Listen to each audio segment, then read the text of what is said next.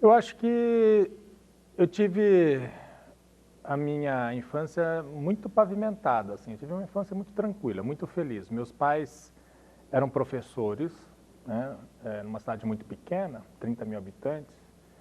Os dois professores de ensino médio. Então, eram muito conhecidos. Meu pai também era advogado, tinha um escritório. E eram pessoas conhecidas da comunidade, né? E eu sempre estudei muito próximo dos meus pais, então sempre sob o olhar, o acompanhamento deles, né? E eu sempre gostei muito de ler, lia de tudo.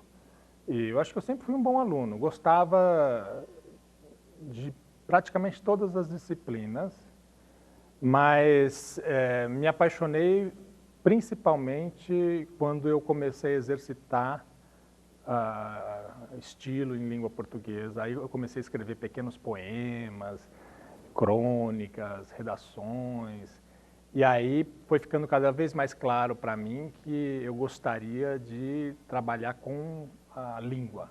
Aos 17 anos, eu já tinha uma atividade cultural intensa. Eu escrevia para teatro, eu fotografava para o jornal, fazia os editoriais do jornal, as matérias maiores, fazia poesias, a gente fazia sarau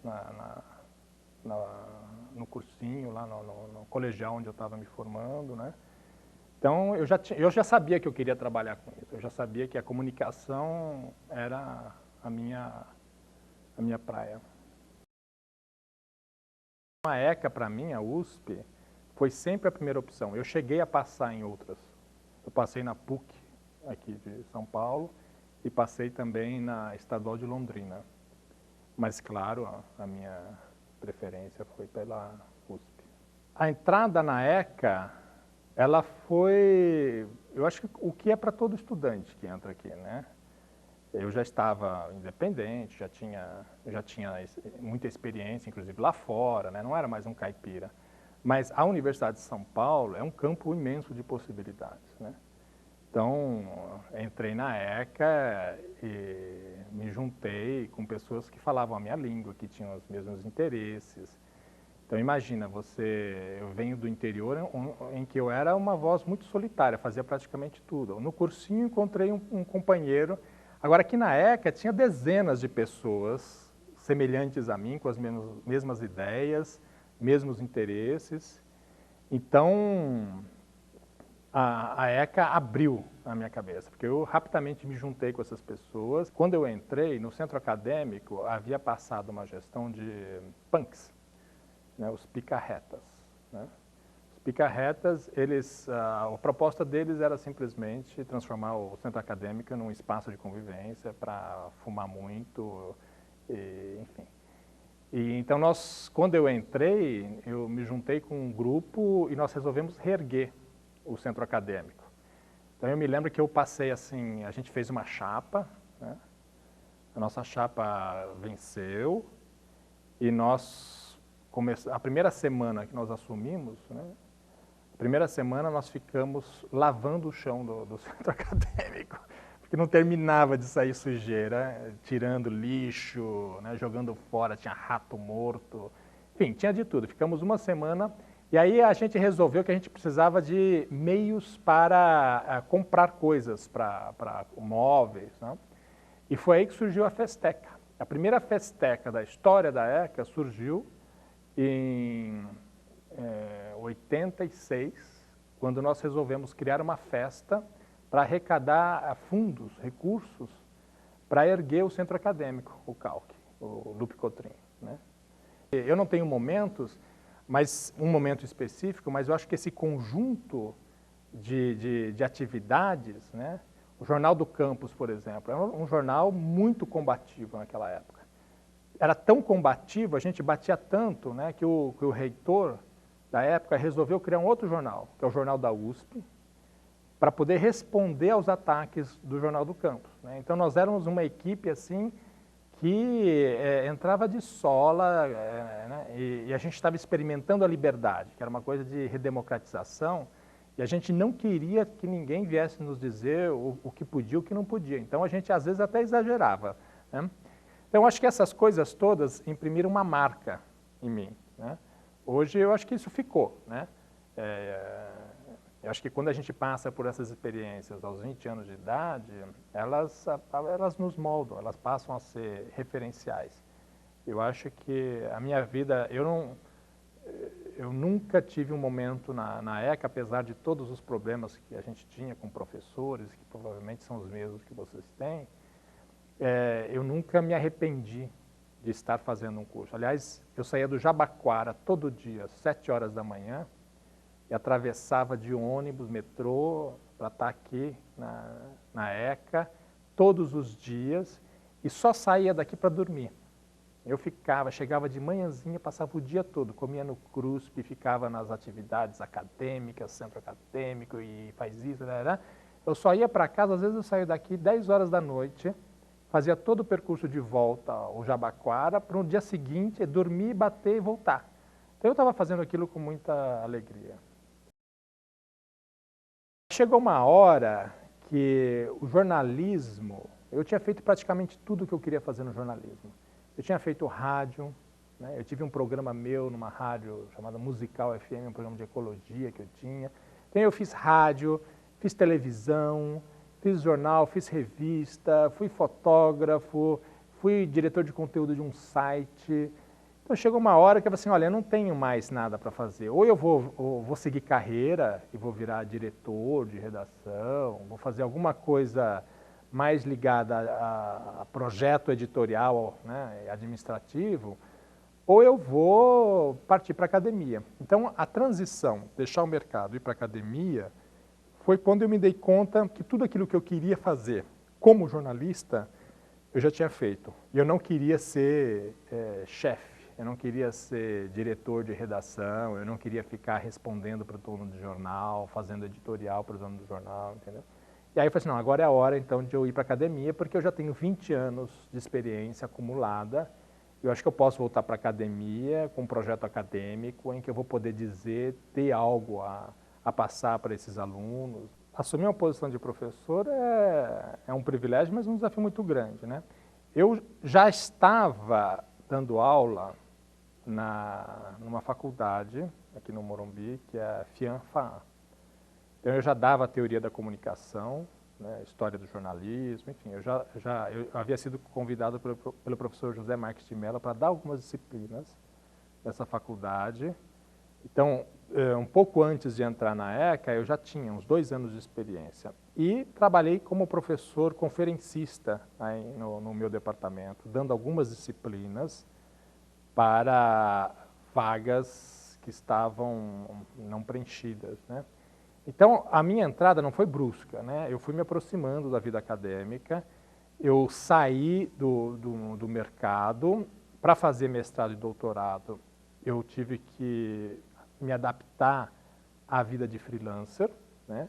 Então, não dá para você fazer projeto de pesquisa, mestrado, doutorado, trabalhando o tempo todo no ritmo de redação. E a retomada à ECA, para mim, eu acho que quem se forma, né, quem tem a vida ligada aqui à ECA, quando volta na posição que eu volto, né, eu acho que você vê um ciclo todo se delineando, né, porque você sente parte já da estrutura, né, da memória, você conhece as pedras, conhece né?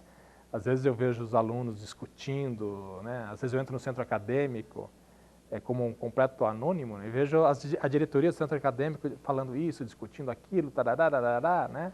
E ninguém sabe que eu já fui diretor ali, que eu já passei por tudo aquilo ali, né? Mas me dá um prazer muito grande, assim, ver assim, que eu estou faço parte, eu já estive lá, continuo aqui numa outra posição, mas eu acho que eu tenho alguma coisa a dizer para esses jovens, porque eu fiz o percurso que eles estão fazendo, né? Então eu gosto muito de dar aula, eu gosto muito. Então para mim é um prazer. Eu gosto muito de estar em contato com a vida acadêmica. Eu acho que a ECA, ela tem a chance de pensar a comunicação e as artes. Porque para mim arte e comunicação, eu também não faço distinção nenhuma, sabe? Eu não vejo onde é que é a fronteira entre arte e comunicação, onde é que termina uma e começa a outra. É claro que existem elementos comunicativos que são mais artísticos, ou elementos artísticos que são mais comunicativos, mas uma arte que não se comunica, para mim, não tem sentido. E uma comunicação que não é estética, que não pensa o estético, ela também não faz sentido.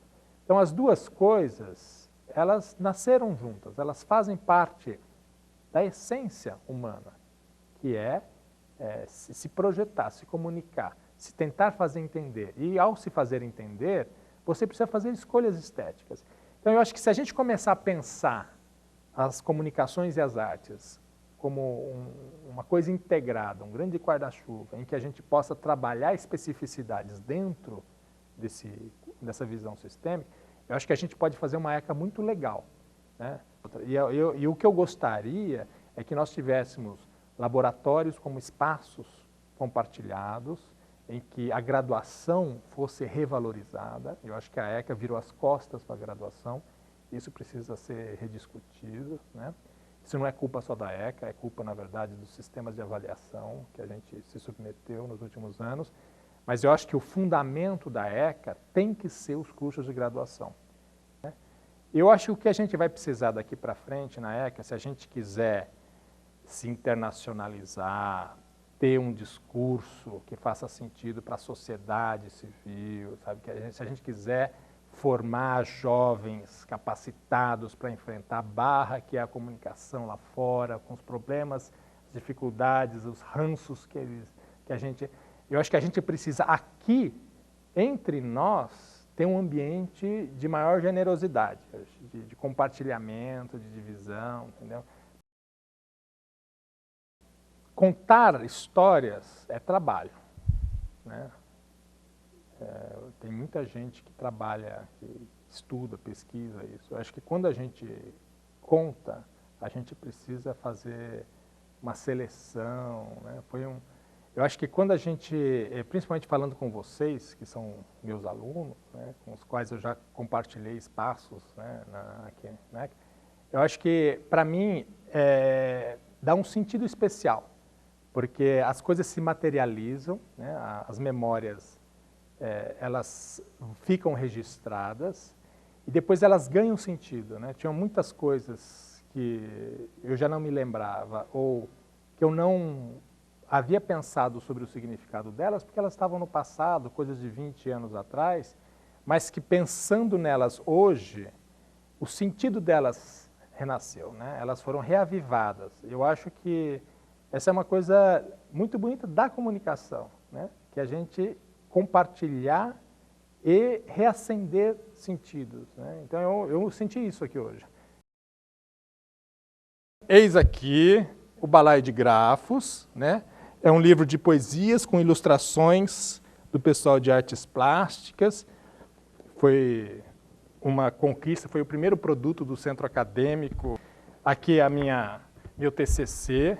Hoje é Festa na Floresta, em que eu discuto questões de sustentabilidade, meio ambiente, na Estação Ecológica Jureia, né?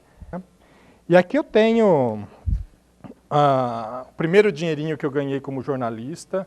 Eu era aluno da ECA e resolvi que eu ia ser o correspondente da agência Estado aqui na USP. Então eu ficava rodando a USP, tudo que acontecia de congresso e tal, eu fazia uma notinha para a agência Estado e vendia por telefone. Então terminava, eu escrevia umas coisinhas assim num papel, ligava lá para a agência Estado querendo vender para eles, né? Esse daqui é uma foto minha, ainda aluno, mas trabalhando na Veja, na redação da Veja, né? Uma foto em que eu estou lá na redação.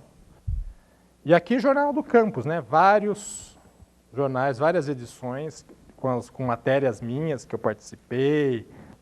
Então, o que eu tenho aqui é um material de memória, coisas que aconteceram. Eu tenho aqui o editorial que eu fiz quando eu era jovem. Acho que é isso. São as minhas coisinhas.